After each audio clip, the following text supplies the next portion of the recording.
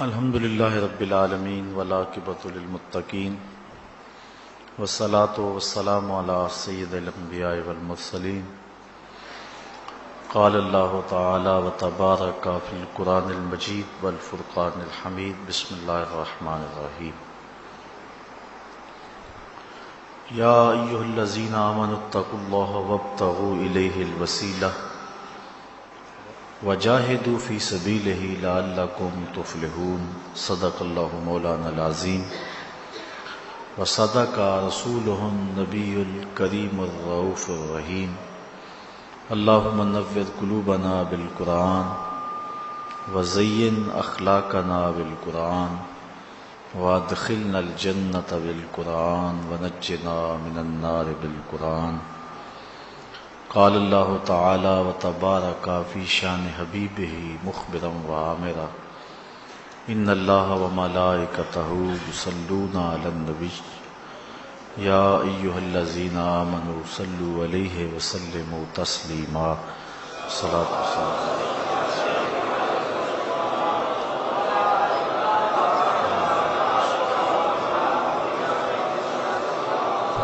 والسلام علیک یا رسول اللہ وعلی آلک واصحابک یا محبوب رب العالمین۔ تمام حمد و ثنا، تعریف و توصیف اللہ جل مجدہ الکریم کی ذات بابرکات کے لیے، جو خالق کائنات بھی ہے اور مالک شہنشاہات بھی۔ اللہ جل وعلا کی حمد و ثنا کے بعد حضور نبی اکرم، شفیع امم، رسول محتشم، نبی مکرم صلی اللہ علیہ وآلہ وسلم کے حضور ناز میں اپنی عقیدتوں، ارادتوں اور محبتوں کا خراج پیش کرنے کے بعد، معزز محترم محتشم سامعین، السلام علیکم ورحمۃ اللہ وبرکاتہ۔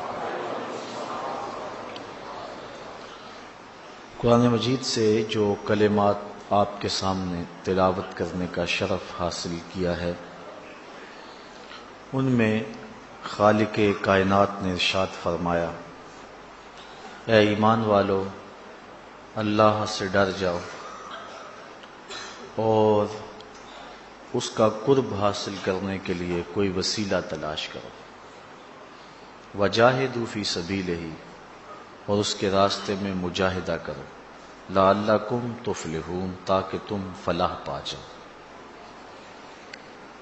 آج وسیلے کے عنوان سے کچھ گفتگو آپ کے گوش گزار کی جائے گی۔ اللہ تعالیٰ میری زبان پہ کلمۃ الحق جاری فرمائے۔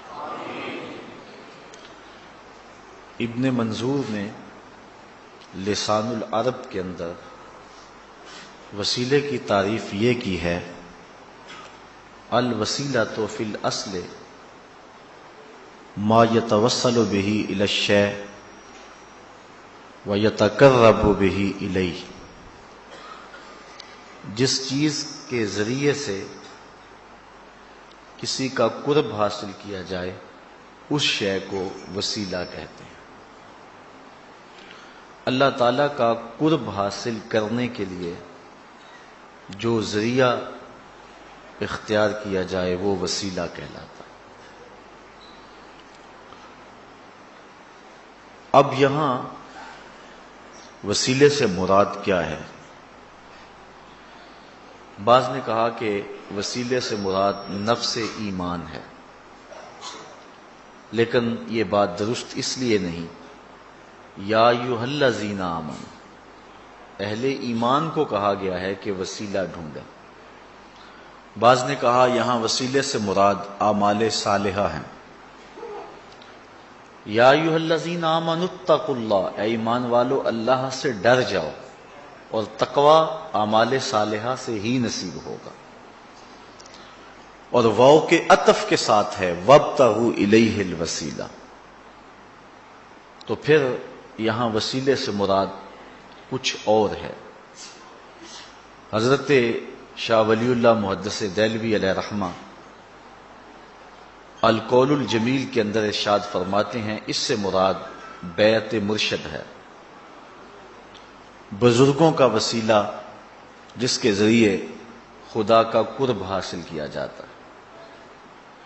کسی نے کہا کہ یہاں وسیلے سے مراد اللہ تعالیٰ کی ذات ہے، لیکن اللہ کی ذات وسیلہ نہیں ہے، اللہ کی ذات مقصود ہے۔ وسیلہ وہ ہوتا ہے جس کے ذریعے سے اس مقصود کو حاصل کیا جائے۔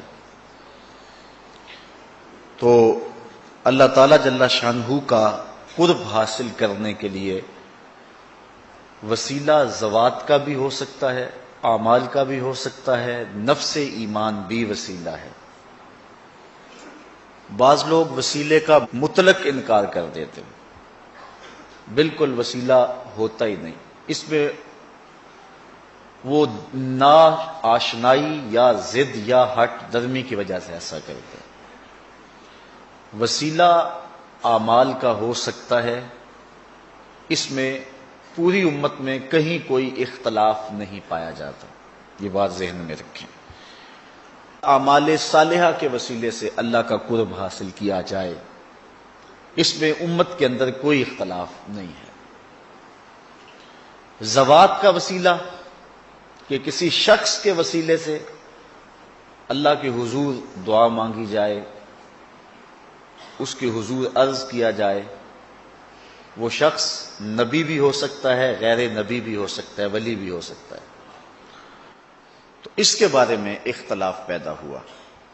سب سے پہلا شخص جس نے اختلاف کیا، امام نبہانی علیہ رحمہ فرماتے ہیں اول من انکر التوسل والاستغاثہ والنداء ہوا ابن تیمیہ۔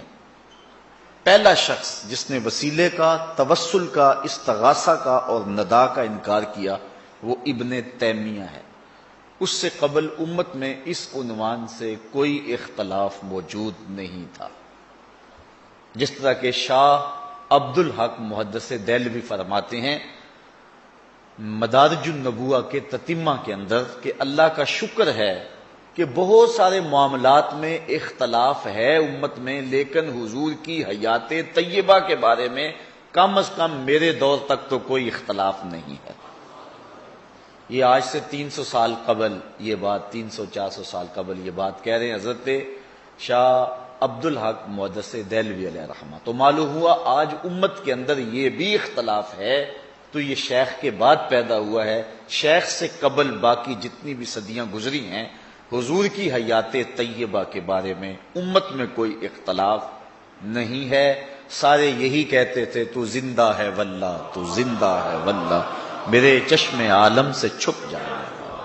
تو یہ 200-300 سال ہی ہیں جن سالوں کے اندر گڑبڑ پیدا ہوئی ہے، ورنہ اس سے قبل عقائد ستھرے تھے، چشمے صاف بہہ رہے تھے اور پینے والے بھی سیراب ہو کے پیتے تھے۔ لیکن جس طرح آج کل صاف پانی ملنا مشکل ہے، اس طرح صاف دین ملنا بھی مشکل ہو گیا۔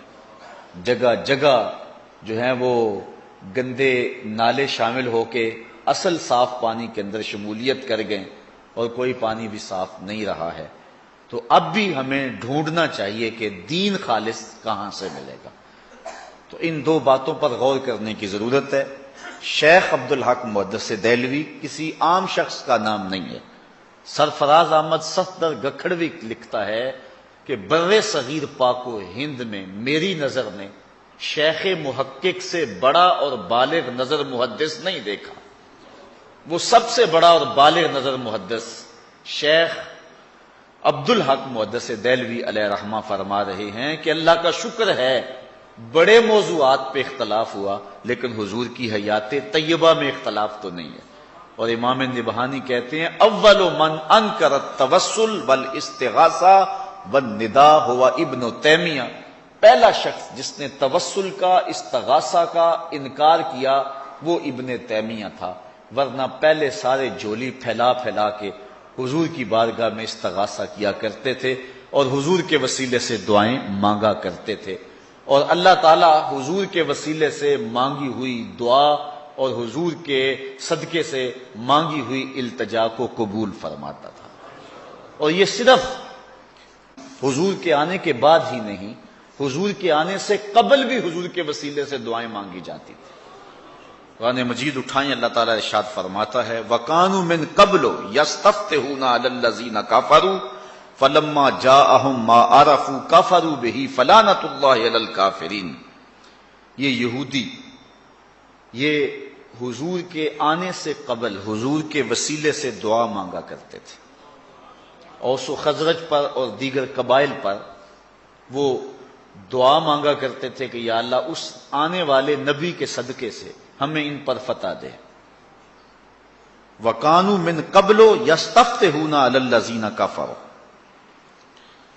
اور وہ کیا کہا کرتے تھے اللہم انا نسألک بحق نبیک الذی وعدتنا ان تبعثہ فی آخر الزمان، اے اللہ اس نبی کے صدقے ہمیں فتح دے جس کو تو نے آخری زمانے کے اندر مبعوث کرنے کا وعدہ کیا ہوا ہے۔ اور اللہ تعالیٰ جل شانہ اس دعا کے صدقے سے انہیں فتح بھی عطا کرتا تھا، لیکن جب حضور تشریف لے آئے تو انہوں نے فلما جاءہم ما عرفوا کفروا بہ، تو پھر انہوں نے حضور کا انکار شروع کر دیا۔ تو حضرت معاذ بن جبل رضی اللہ تعالی عنہ نے یہودیوں کو کہا پہلے تو اس نبی کے وسیلے سے دعا مانگتے تھے، اب یہ نبی جلوہ فراز ہو گیا ہے تو مخالفت کرتے ہو۔ تو حضور علیہ السلام کے صدقے سے وہ دعائیں مانگا کرتے تھے، حضور کے وسیلے سے وہ دعائیں مانگا کرتے تھے۔ تو امت کے اندر یہ شائع رہا ہے، اور حضور سے قبل بھی حضور کے وسیلے سے دعا مانگی جاتی رہی ہے۔ آقا کریم علیہ السلام کی نبوت کے اعلان سے قبل بھی حضور کے صدقے سے دعائیں مانگی جاتی۔ حضور کی عمر ہے 9 سال اور بارش نہیں ہو رہی۔ حضور کے چچا جناب ابو طالب کے پاس لوگ آئے کہ بارش نہیں ہو رہی، کچھ کیجئے۔ کہا ابھی کچھ کرتا ہوں۔ حضور کو اٹھایا، کعبۃ اللہ کی دیوار کے ساتھ حضور کی ٹیک لگائی اور کعبہ کی طرف رخ کر کے کہا مالک میں اس گوری رنگت والے بھتیجے کے صدقے سے تیری بارگاہ میں بارش کی دعا مانگتا ہوں۔ تو راوی کہتا ہے چھم چھم می برسنے لگا۔ تو پھر چونکہ وہ قادر الکلام شاعر بھی تھے، انہوں نے پھر حضور کی شان میں ایک قصیدہ لکھا۔ اس قصیدے کا ایک شعر سنیے، وَأَبْيَضُ يُسْتَسْقَى الْغَمَامُ بِوَجْهِهِ، یہ میرا گوری رنگت والا بھتیجا۔ یہ ابیض کا جو لفظ ہے نا حضور کے لیے استعمال کیا انہوں نے، یہ اصل حضرت عبد المطلب رضی اللہ تعالیٰ عنہ یہ لفظ استعمال کیا کرتے تھے۔ دادا اپنے پوترے کا کوئی عرفی نام رکھ لیتا ہے نا، نام عبداللہ ہے، لاڈ سے چاند کہہ دیا، نام عبد الرحمن ہے، لاڈ سے مٹھو کہہ دیا۔ تو حضور کا عرفی نام حضور کے دادا محترم نے رکھا ہوا تھا، اور وہ کیا تھا؟ ابیض۔ ابیض کا معنی چٹے رنگ والا، گورے رنگ والا، اور حضور کا رنگ سفید تھا۔ اللہ اکبر۔ سیدہ عائشہ رضی اللہ تعالی عنہا کی سنیے، فرماتی ہیں ایک دن حضور نے کالی چادر زیب تن کی، اور کالی چادر کی بکل مار کے مجھے کہنے لگے کیفا ترینی یا عائشہ، عائشہ بتاؤ پھر کیسا لگ رہا ہوں۔ آج حسن خود ہی ناز میں آ گیا نا، حسن خود ہی ناز میں آ گیا۔ کیفا ترینی یا عائشہ، عائشہ بتاؤ کیسے لگ رہا ہوں۔ پھر حضرت عائشہ نے بھی حد کر دی، کہا حضور چادر کی سیاہی نے آپ کے چہرے کی سفیدی کو نکھار دیا، اور آپ کے چہرے کی سفیدی نے چادر کی سیاہی کو نکھار دیا۔ تو حضور کا سفید رنگ تھا، حضور علیہ الصلوۃ والسلام سفید رنگ کے تھے۔ حضرت ابو طفیل رضی اللہ تعالی عنہ یہ صحابہ میں سب سے آخر میں فوت ہوئے، 110 ہجری میں۔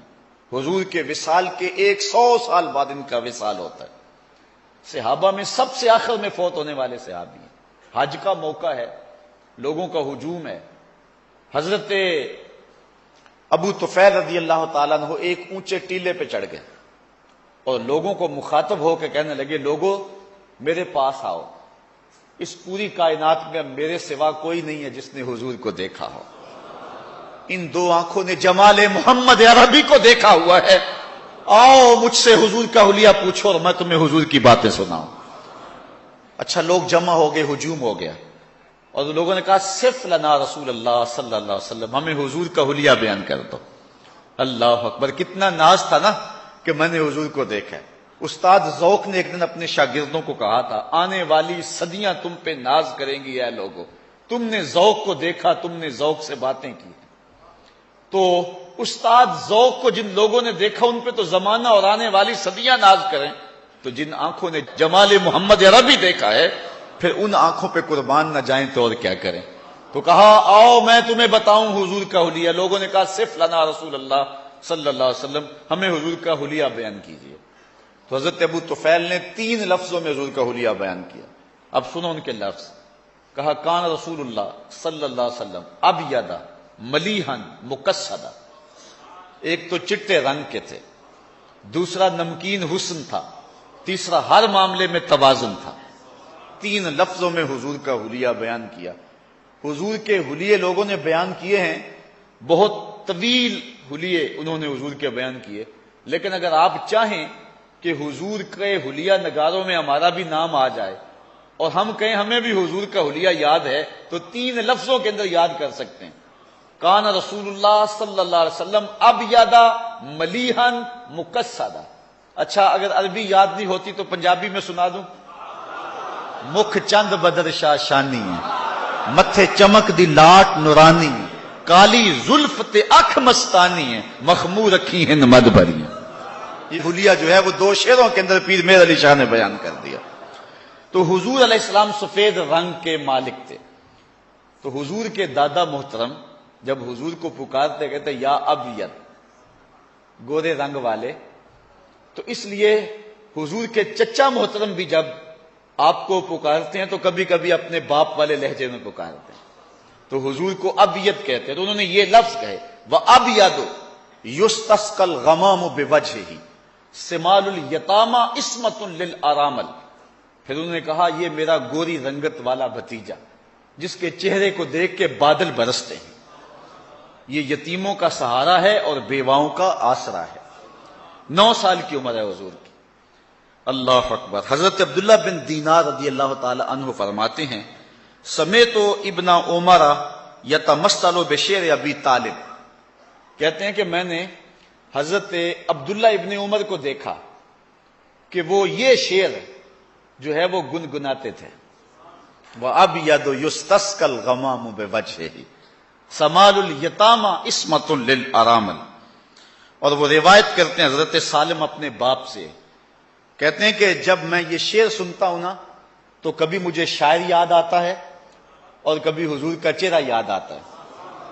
حضور کے وصال کے بعد یہ کہانی سنا رہے ہیں کہ جب بھی کبھی میں یہ نعت سنتا ہوں، یہ شعر سنتا ہوں، تو کبھی تو مجھے شاعر یاد آتا ہے کہ حد کر دی اس نے، کیسا حضور کا حلیہ بیان کیا، اور کبھی مجھے حضور کا چہرہ یاد آتا ہے کہ جب حضور بارش کے لیے دعا مانگتے تھے لوگ گھروں میں بعد میں پہنچتے تھے، پرنالے پہلے چل رہے ہوتے تھے۔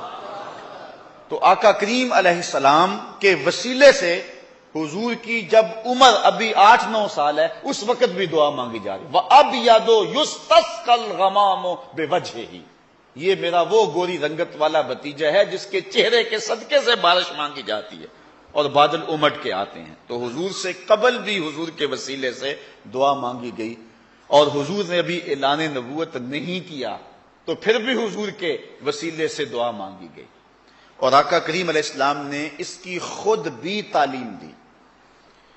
حضرت عثمان بن حنیف رضی اللہ تعالی عنہ سے روایت ہے، ترمذی شریف کے اندر، سنن نسائی کے اندر، ابن ماجہ شریف کے اندر، طبرانی نے اپنی موجم کے اندر، حاکم نے مستدرک کے اندر، امام احمد نے اپنی مسند کے اندر، اور بھی درجنوں محدثین نے اس حدیث کو روایت کیا ہے اور اس حدیث کو صحیح کہا ہے۔ حضرت عثمان بن حنیف رضی اللہ تعالیٰ عنہ اس کی روایت کرتے ہیں، کہتے ہیں ہم حضور کی خدمت میں بیٹھے ہوئے تھے کہ ایک شخص آیا جس کی آنکھوں میں روشنی نہیں تھی، ایک نابینا آ گیا اور عرض کرتا ہے کہ حضور میں نابینا ہوں، میرے لیے کچھ کرو۔ حضور نے فرمایا اگر تو صبر کرے تو تیرے لیے بہتر ہے، اور اگر تو صبر نہیں کرتا تو پھر میں تجھے دعا بتاتا ہوں۔ اس نے کہا جی مجھ سے تو صبر نہیں ہو سکتا۔ وہ کیا کہتا، اندھے کو کیا چاہیے 2 آنکھیں۔ اس نے کہا کہ میرے سے تو صبر نہیں ہوتا۔ اچھا حضور نے کہا کہ تو صبر کر لے تیرے لیے اچھا ہے، تو وہ کر لیتا نا۔ اس پہ تھوڑا سا غور میں آپ کا چاہ رہا ہوں۔ ایک خاتون آئی، اس کو مرگی کے دورے پڑتے تھے، تو آقا کریم کی خدمت میں عرض کی کہ حضور میں مرگی کے دوروں میں مبتلا ہوں، اور جب مرگی کا دورہ پڑتا ہے تو میں گر جاتی ہوں اور میرا سطر بھی کھل جاتا، اور عورت ذات ہوں، میرے لیے دعا کر دیں کہ مجھے مرگی کے دورے نہ پڑیں۔ حضور نے فرمایا اگر تو صبر کرے تو تیرے لیے جنت ہے، اگر تو صبر کر لے، میں دعا نہیں کرتا تو صبر کر لے تو تیرے لیے جنت ہے، اور اگر کہے تو میں دعا کر دیتا ہوں مرض ختم ہو جاتا ہے۔ اس نے کہا میں صبر کر لوں گی، لیکن اتنی دعا کر دیں جب میں گروں تو میرا سطر نہ کھلے۔ اب حضور نے دعا کی، مرگی کے دورے اس کو پڑھتے تھے، لیکن جب گرتی تھی سطر نہیں کھلتا تھا۔ اب اس عورت کو کہا کہ اگر تو صبر کرے تو جنت کا وعدہ ہے، تیرے لیے بہتر ہے۔ اس عورت نے صبر کر لیا، لیکن اس صحابی کو کہا کہ اگر تو صبر کرے تیرے لیے بہتر ہے۔ اس نے کہا میں نہیں کر سکتا صبر۔ ایک عورت نے صبر کر لیا حضور کے وعدے پہ، جنت کے وعدے پہ، مرد نہ کر سکا۔ مرد میں حوصلہ زیادہ ہے، کیوں نہ کیا؟ اصل بات یہ ہے ادھر صرف دورے تھے، ادھر آنکھیں نہیں تھی۔ کہتے تھے آنکھیں ملے میں تو آپ کی زیارت کروں گا، میں تو اس لیے آنکھیں لینے آیا ہوں کہ آپ کی زیارت ہو جائے، اس میں مجھ سے صبر نہیں ہوتا، میں تو ترس گیا ہوں آپ کی دید کے لیے۔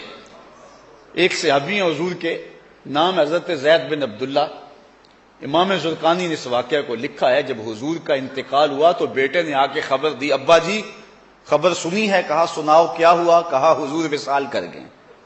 تو انہوں نے ہاتھ اٹھا دیے اور لفظ کیا کہ اللہم اذہب بصری حتی لا ارا بعد حبیبی محمد احد، اللہ مجھے اندھا کر دے۔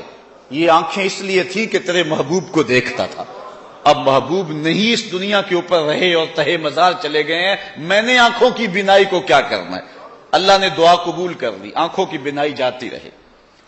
کسی نے افسوس کے طور پہ کہا بڑا افسوس ہے کہ تمہاری آنکھوں کی بینائی چلی گئی ہے، تو اس نے کہا افسوس تمہیں ہوگا، مجھے تو کوئی نہیں، میں نے تو اللہ سے مانگ کے لیا ہے، میں حضور کے علاوہ کسی کو دیکھنا ہی نہیں چاہتا۔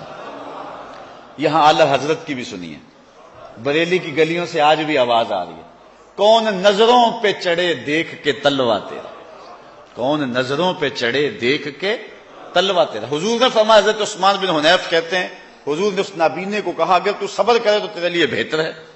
اس نے کہا جی میں صبر نہیں کر سکتا، مجھے تو دو آنکھیں چاہیے۔ اس نے دیکھنا تھا حضور کے جمال کو۔ آقا کریم نے فرمایا اچھا جا پھر وضو کر، دو نفل پڑھ۔ اس کے بعد حضور نے دعا تعلیم دی، جو ترمذی میں ہے، ابن ماجہ میں ہے، سنن نسائی میں ہے، صحیح ابن خزیمہ میں ہے، میں نے کئی احادیث کا حوالہ آپ کے سامنے رکھا۔ حضور نے کہا دو نفل پڑھ وضو کے بعد، پھر اس کے بعد یہ دعا پڑھ۔ اب دعا سنیے، اللہم انی اسألک واتوجہ الیک بمحمد نبی الرحمہ، اے اللہ میں تیری بارگاہ میں سوال کرتا ہوں اور تیری طرف توجہ کرتا ہوں رحمت والے نبی محمد کے وسیلے سے۔ آگے لفظ سنیے، یا محمد صلی اللہ علیہ وسلم انی قد توجہت بک الی ربی فی حاجتی ہذہ لتقضی، اے محمد صلی اللہ علیہ وسلم میں آپ کے ذریعے سے اللہ کے حضور اپنی یہ حاجت پیش کرتا ہوں، میری حاجت پوری ہو جائے۔ اللہم فشفعہ فی، اے اللہ اپنے نبی کی سفارش میرے حق میں قبول فرما لے۔ یہ حضور نے اس کو دعا تعلیم دی۔ حضرت عثمان بن حنیف کہتے ہیں کہ وہ نابینا چلا گیا، تھوڑی دیر کے بعد واپس آیا تو اس کی آنکھوں میں نور تھا، اس کی آنکھوں کا اندھا پن ختم ہو چکا تھا۔ تو حضور نے خود تعلیم دی ہے اپنے وسیلے سے دعا مانگنے کی۔ حضور کے آنے سے قبل بھی حضور کے وسیلے سے دعا مانگی جا رہی ہے۔ حضرت آدم علیہ السلام نے اللہ سے کچھ کلمات جو ہیں وہ سیکھ لیے۔ قرآن مجید میں اللہ تعالیٰ ارشاد فرماتا فَتَلَقَّى آدَمُ مِن رَبِّهِ کلمات، کچھ باتیں کلمات حضرت آدم علیہ السلام نے رب سے سیکھ لیے۔ وہ کلمات کیا تھے جو اللہ نے حضرت آدم علیہ السلام کو سکھائے؟ فتاب علیہ، تو ان کی توبہ قبول ہو گئی۔ تو امام حاکم نے اس حدیث کو روایت کیا ہے۔ امام بخاری اور امام مسلم جن شرائط پہ حدیث لیتے ہیں، حضرت امام حاکم بھی انہی شرائط پہ حدیث لیتے ہیں۔ اور جو ان سے احادیث رہ گئی ہیں ان کو امام حاکم نے اپنی مستدرک کے اندر درج کیا ہے. انہوں نے اس روایت کو بیان کیا ہے اور اس کی علماء نے تصحیح کی ہے کہ یہ حدیث صحیح ہے. تو کہتے ہیں وہ کیا کلمات تھے جو حضرت آدم علیہ السلام نے اللہ سے سیکھے اور اللہ نے آدم علیہ السلام کو سکھائے. تو وہ یہ تھا کہ حضرت آدم علیہ السلام روتے رہے، پھر ایک دن ہاتھ اٹھا کے دعا مانگی، یا رب اسألک بحق محمد ان غفرت لی، اے اللہ محمد عربی کا صدقہ میری خطا سے درگزر فرما دے. اللہ تعالیٰ فرمایا اے آدم میں نے تجھے بخش تو دیا لیکن تو یہ بتا تو میرے نبی کو جانتا کیسے ہے؟ تو عرض کی مالک جب تو نے مجھے پیدا کیا اور میرے میں روح پھونکی اور میری نظر اٹھی تو فراز عرش پہ پڑی تو میں نے تیرے نام کے ساتھ اس پیارے کا نام لکھا ہوا دیکھا تھا اور میں جان گیا جس کا نام اللہ نے اپنے نام کے ساتھ لکھا ہے کہ وہ معمولی ذات نہیں ہے. اللہ تعالیٰ نے ارشاد فرمایا جا آدم تیری خطا سے میں نے درگزر فرما لیا. اگر نام محمد را نہ یابرد شفیع آدم، نہ آدم یافتے توبہ نہ نو از غر کے نجینا. اس دنیا کے اوپر سب سے پہلا جو رجوع اور پہلی توبہ قبول ہوئی ہے وہ حضور کے وسیلے سے ہوئی ہے. یہودی بھی حضور کے وسیلے سے دعا مانگتے تھے. حضور کی عمر ابھی بچپنے میں ہے تو بارش مانگنا ہوتی تو کہتے ہیں اللہ اس گوری رنگت والے کے صدقے سے بارش نازل کر دے. اور آقا کریم نے اپنی زندگی میں خود بھی اس بات کی تعلیم ارشاد فرمائی. آقا کریم علیہ السلام کے وسیلے سے تو دعا مانگی ہی جاتی ہے اور قبول ہی ہوتی ہے، لیکن حضور کے روضے کے صدقے سے دعا مانگی جائے رد وہ بھی نہیں ہوتی. سنن دارمی میں روایت ہے لوگ حضرت عائشہ رضی اللہ تعالی عنہا کے پاس آئے اور آ کے ساری کہانی سنائی کہ قحط پڑ گیا ہوا ہے اور بارش نہیں ہو رہی، کیا کریں؟ تو حضرت عائشہ رضی اللہ تعالی عنہا نے فرمایا طریقہ میں بتا دیتی ہوں، عمل تم کر لو، بارش ہو جائے گی. کہا کیا؟ کہا ایسے کرو کہ حضور علیہ الصلوۃ والسلام کی تربت انور جس حجرے میں ہے، یہ حجرہ عائشہ میں تھی، اجازت میں دے دیتی ہوں، چھت میں سوراخ کر دو یہاں تک کہ آسمان اور حضور کے روضے کے درمیان وہ پردہ نہ رہے. تو کہا دیکھنا کیسے بادل جھوم کے آتے ہیں. سنن دارمی کی روایت ہے اور بھی لوگوں نے اس کو روایت کیا ہے. پھر کیا ہوا کہ جب لوگوں نے جو ہے وہ اس میں سراخ کر دیا تو اس قدر می برسا اور اس قدر سبزے اگے کہ جانور چربی سے موٹے ہو گئے اور لگتا تھا کہیں چربی کی وجہ سے موٹاپے کی وجہ سے پھٹ نہ جائیں. تو اس سال کا نام اہل عرب نے رکھا عام الفتق. عام الفتق کا معنی پھٹنے کا سال، یعنی ہر جانور اتنا پھولا ہوا تھا اور اتنا موٹا تھا کہ ہر بندہ کہتا تھا یہ جانور پھٹ نہ جائے کہیں. تو اس سال کا نام عربوں نے رکھ دیا عام الفتق، پھٹنے کا سال. یہ سال کب پیدا ہوا؟ جب حضور کے روضہ انور اور چھت کے درمیان سے وہ جگہ تھوڑی سی ہٹا دی گئی اور آسمان نے جب حضور کے روضے کا نظارہ کیا تو جھوم کے برسنے لگا. اللہ اکبر. حضور نبی رحمت صلی اللہ علیہ وآلہ وسلم کے وصال کے بعد ایک معروف قحط پڑا جس کو عام الرمادہ کہتے ہیں. حضرت عمر فاروق رضی اللہ تعالی عنہ کا دور تھا اور قحط پڑا، حد ہو گئی. حضرت بلال بن حارث رضی اللہ تعالی عنہ صحابی رسول ہیں. ایک حضرت بلال بن رباح ہیں جنہیں حضرت بلال حبشی کہتے ہیں. یہ اسی نام کے ہیں لیکن ان کی بلدیت حارث ہے. بلال بن حارث رضی اللہ تعالی عنہ، ان کے قبیلے کے لوگوں نے کہا کہ بارش نہیں ہو رہی اور کھانے کے لیے کچھ نہیں ہے، کوئی بکری ذبح کرو. تو حضرت بلال بن حارث رضی اللہ تعالی عنہ نے کہا کہ بکریوں کے اندر ہے ہی کچھ نہیں، ذبح کیا کروں؟ لوگوں نے ضد کی تو انہوں نے بکری ذبح کی. جب کھال ادھیڑی تو اس کا گوشت سرخ رنگ کا تھا. تو حضرت بلال بن حارث رضی اللہ تعالیٰ عنہ بڑے پریشان ہوئے اور پھر حضور کے روضے پہ آ گئے. اور حضور کے روضے کے اوپر آ کر حضرت بلال بن حارث کیا کہہ رہے ہیں، سنیے لفظ سن کے.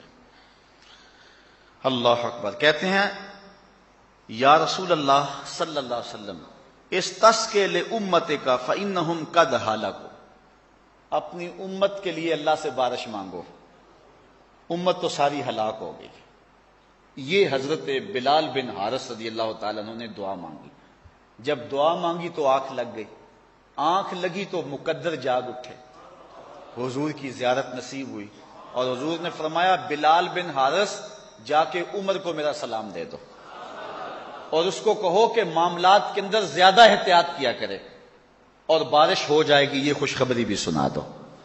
تو حضرت عمر فاروق رضی اللہ تعالی عنہ کو جب حضرت بلال بن حارث رضی اللہ تعالی عنہ نے جا کے یہ خبر دی, اس وقت صحابہ موجود تھے, تو حضرت عمر فاروق رضی اللہ تعالی عنہ رو پڑے اور کہا کہ جتنا میرے بس میں ہے اتنا تو میں کوشش کرتا ہوں, جہاں مجبور ہو جاتا ہوں میں وہاں کیا کر سکتا ہوں. اور حضرت سیدنا عمر فاروق رضی اللہ تعالیٰ عنہ زاروں کے تار رونے لگے, اور پھر عام الرمادہ ختم ہوا اور چھم چھم می برسنے لگا. تو حضرت بلال بن حارث رضی اللہ تعالیٰ عنہ نے حضور کے روضے پہ جا کے یہ کہا, حضور اللہ کی بارگاہ میں آپ دعا کیجئے کہ بارش ہو. تو یہ صحابی کا عمل ہے.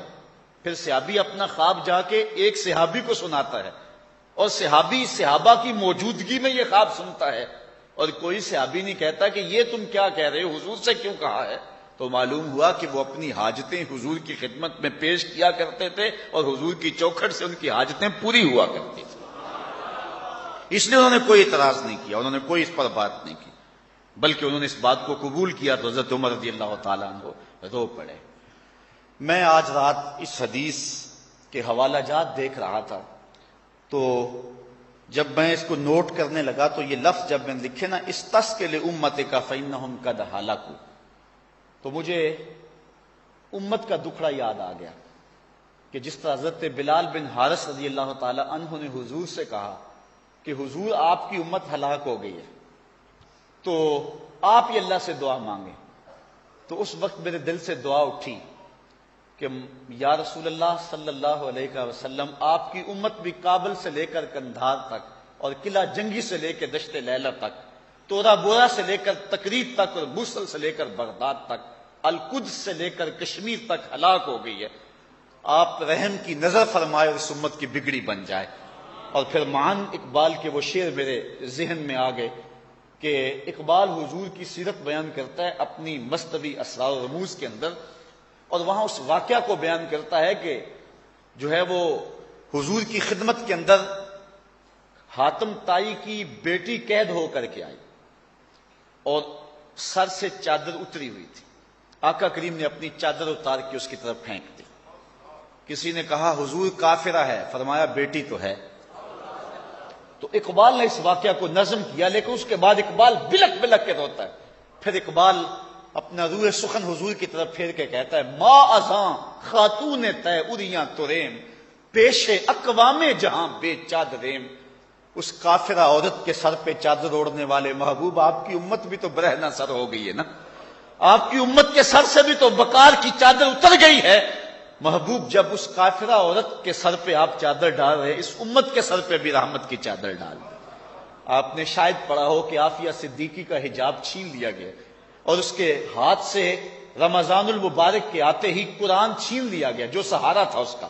وہ اس بند کوٹھڑی کے اندر, اس قید خانے کے اندر قرآن کی تلاوت کیا کرتی تھی, اور اس سے قرآن مجید چھین لیا اور حجاب اس کا چھین لیا. کل گزشتہ جو ہے وہ کسی بیان میں کہا تھا, میں نے کہا عافیہ صدیقی حافظ قرآن ہے, تم نے اس کے ہاتھوں سے قرآن چھینا ہے, سینے سے قرآن تو نہیں چھین سکتے ہو نا. اس کے سینے میں وہ قرآن ہے جس کی تلاوت جاری رہے گی, یہ قرآن چھینا نہیں جا سکتا. تو مازاں خاتون تے اریاں تریم, پیش اقوام جہاں بے چادریم. ہم اس جو ہے وہ عورت سے بھی زیادہ حضور برہنہ سر ہو گئے ہیں. کابل میں ہم لٹ رہے ہیں, کندھار میں ہمارا خون نکل رہا ہے, غزہ کی پٹی میں ہمارے بچوں کو ٹینکوں تلے روندا جا رہا ہے, کشمیر میں ہماری بیٹیاں بے آبرو ہو رہی ہیں, اور جو ہے وہ شتیلا اور صابرہ کے کیمپوں میں ہمارے قیدی بلک رہے ہیں, ابو غریب کی جیل میں ہمارے قیدی سسک رہے ہیں اور زندگی کے ایام گزار رہے ہیں. ما ازاں خاتون تے اریاں تریم, پیش اقوام جہاں بے چادریم. تو حضرت بلال بن حارث نے کہا حضور آپ کی امت ہلاک ہو گئی, اس کے لیے بارش نازل کر دی جائے, اللہ کی بارگاہ میں دعا کرو. جو ہی دعا کی اللہ تعالیٰ جل شانہ نے چھم چھم بارش نازل فرما دی. حضرت عمر فاروق رضی اللہ تعالیٰ عنہ کے دور میں ایک مرتبہ پھر دوبارہ قحط پڑا تو حضرت عباس رضی اللہ تعالیٰ عنہ بیٹھے ہوئے تھے. حضرت عمر نے کیا دعا کی؟ بخاری شریف کی روایت ہے. حضرت عمر نے حضور سیدنا عباس بن عبد المطلب، حضور کے سکے چچا لگتے ہیں، ان کی طرف دیکھا. حضرت انس سے روایت ہے، اور کیا کہا؟ فقال اللہم انا کنا نتوسل الیک بنبینا فتسقینا، اے اللہ ہم تیرے نبی کے وسیلے سے تیری بارگاہ میں دعائیں مانگا کرتے تھے، تو ہمیں بارش دیا کرتا تھا. وَإِنَّا نَتَوَسَّلُ إِلَيْكَ بِأَمِّ نَبِيِّنَا، آج تیرے نبی کا چچا بیٹھا ہوا ہے، اس کے صدقے سے ہمارے اوپر بارش نازل کر دے. تو راوی بیان کرتے ہیں حضرت انس رضی اللہ تعالیٰ عنہ، کالا فیسقون، بس یہ بات کہنے کی دیر تھی کہ پرنالوں سے پانی بہنے لگا. اتنی بارش ہوئی کہ اللہ تعالیٰ نے جو ہے وہ بارش نازل فرما دی. تو حضور کے وسیلے سے جو دعا مانگی جائے اللہ اس دعا کو مستجاب فرماتا ہے. حضور کے علاوہ باقی نبیوں کے اور صحابہ کے وسیلے سے، اولیاء امت کے وسیلے سے جو دعائیں مانگی جائیں وہ بھی رد نہیں ہوتی. جب حضرت علی کی والدہ فوت ہوتی ہیں تو آقا کریم علیہ السلام حضرت علی کی والدہ کی قبر میں اترے اور قبر میں لیٹے، اور حضور فرمایا کرتے تھے کہ فاطمہ بنت اسد میری ماں کے بعد میری ماں ہے. انہوں نے حضور کو کھلایا، حضور کو پہنایا، تو آقا کریم نے بڑی محبت فرمائی، اور پھر حضور لیٹے اور لیٹ کر کے حضور نے اللہ کی بارگاہ میں دعا کی، اے اللہ میری ماں فاطمہ بن اسد کی مغفرت فرما دے، میرے صدقے اور میرے سے قبل جتنے نبی ہیں ان کے صدقے سے ان کی قبر پہ رحمت نازل فرما دے. اللہ اکبر. حضرت امام عتبی کا ایک واقعہ سنیے. حضرت امام عتبی کہتے ہیں کہ میں حضور کے روضے کے پاس بیٹھا تھا. کتاب الشامل میں بھی روایت ہے، ابن کثیر میں بھی روایت ہے، تفسیر ابن کثیر میں موجود ہے. وَلَوْ أَنَّهُمْ إِذْ ظَلَمُوا أَنفُسَهُمْ جَاءُوكَ کے تحت کہتے ہیں کہ میں حضور کے روضے کے پاس بیٹھا ہوا تھا. ایک شخص آیا، عربی دیہاتی، اور حضور کی خدمت میں عرض کرتا ہے کہ حضور میں اپنے گناہوں کی بخشش و مغفرت کے لیے حاضر ہوا تھا، اور میں اس لیے آیا ہوں کہ میرے گناہ معاف کر دیے جائیں. اور پھر اس نے کچھ اشعار پڑھے. ان میں سے ایک شعر یہ تھا، نفس الفدا لقبر انت ساکنہ فیہ العفاف وفیہ الجود والکرم، کہ میری جان قربان ہو اس قبر پہ جہاں آپ جلوہ فرما ہے.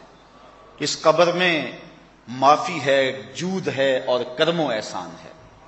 اللہ آپ کو نصیب کرے حضور کی مواجہ شریف والی جو جالی ہے اس کے ساتھ جو ستون ہے، یہ شعر اس پہ آج بھی لکھا ہوا ہے. یہ شعر آج بھی لکھا ہے، یہ بھی نہیں مٹایا گیا، یہ آج بھی لکھا ہوا ہے.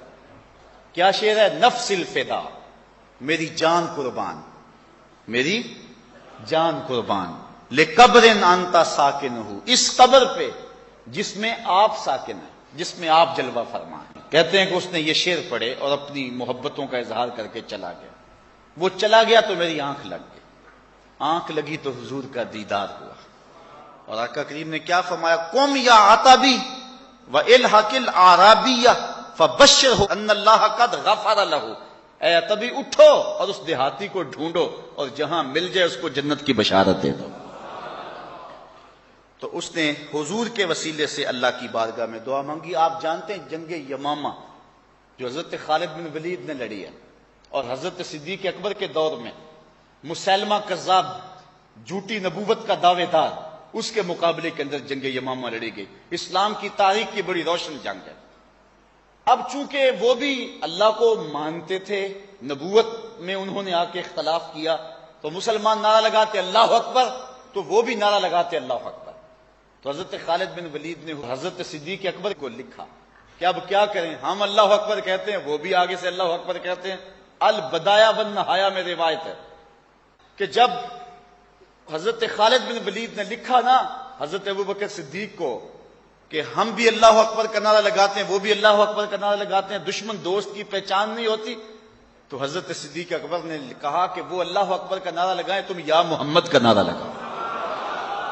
اور بدایہ والنہایہ کے لفظ ہیں کہ نادا بشعار المسلمین وکان شعارہم یومئذ یا محمدا ہو، سارے مسلمانوں کی پہچان جو لفظ تھے اس لفظوں سے بولنے لگے، ان لفظوں سے پکارنے لگے۔ اس دن مسلمان کی پہچان یہ تھی یا محمدا ہو، یا محمدا ہو۔ حضرت ابو عبیدہ ابن عامر الجراح رضی اللہ تعالی عنہ نے حضرت کعب بن زمرہ رضی اللہ تعالی عنہ کو ایک محاذ پہ بھیجا۔ امام واقفی نے اس واقعہ کو لکھا ہے۔ تو وہاں جب وہ لشکر سے گتھم گتھا ہوئے، پیچھے سے کچھ لوگ آ گئے جن کو انہوں نے گھیرے میں لے لیا، تو یہ لشکر والے لوگ سخت پریشان ہو گئے اور وہ ان کو کاٹنے لگے۔ تو حضرت کعب بن زمرہ رضی اللہ تعالی عنہ نے اپنے ساتھیوں کو پھر اس وقت جو نعرہ دیا، سنیے وہ نعرہ کیا تھا، یا محمد یا محمد یا نصر اللہ انزل، اے محمد اے محمد، اے اللہ کی مدد آ جائیے، اے اللہ کی مدد آ جائیے۔ تو یہ اس دن جو ہے وہ حضرت کعب ابن زمرہ رضی اللہ تعالیٰ عنہ نے صحابہ کو نعرہ دیا۔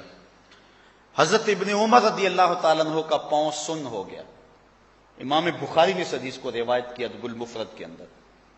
تو کسی نے کہا اذکر احب الناس الیک، جو تجھے سب سے زیادہ پیارا لگتا ہے اس کا نعرہ لگا۔